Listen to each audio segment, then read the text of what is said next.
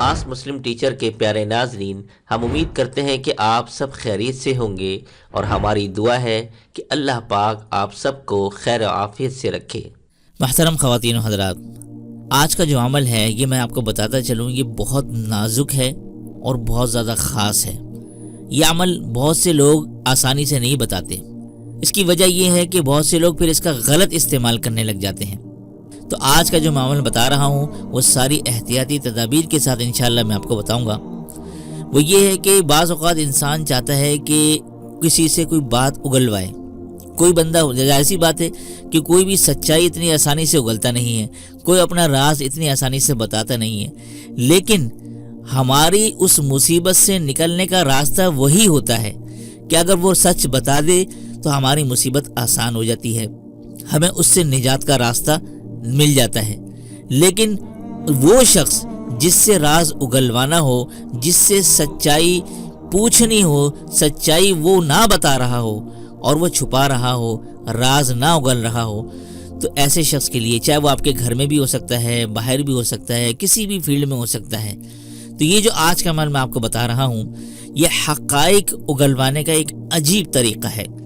وہ کیا ہے کہ جس آدمی سے کوئی بات اگلوانی ہو، اس کا آپ نے کرنا کیا ہے، پہنا ہوا کپڑا لے کر، یعنی دھلا ہوا نہیں، پہنا ہوا کپڑا لے کر اس پر آپ نے زعفران سے اس شخص، یعنی چاہے وہ مرد ہو یا عورت ہو، اس کا نام لکھیں پہلے، اور پھر اس کی ماں کا نام لکھیں، ٹھیک ہے، اور اس کے نیچے آپ نے سورۃ القدر لکھنی ہے، ٹھیک ہے، اور جب وہ سو رہا ہو تو آپ نے یہ کپڑا لپیٹنا ہے اور اس کے سینے پر آپ نے رکھ دینا ہے۔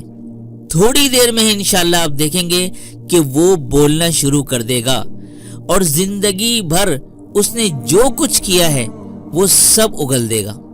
لیکن اب آپ کو یہ بات بتاتا چلوں کہ اس عمل میں دو باتوں کو ملحوظ رکھا جائے۔ اگر کوئی نہایت اہم اور ضروری بات معلوم کرنے کی ضرورت پڑے پھر تو خیر ہے، لیکن محض کسی راز جاننے کے لیے ایسا عمل کرنا حرام اور سخت گناہ ہے۔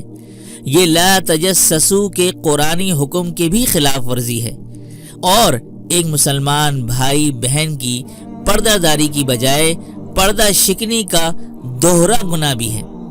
اسی طرح خواب میں بڑبڑاتے ہوئے آدمی جو کچھ بیان کرے گا وہ شرعاً اور قانوناً قابل یقین نہیں ہے۔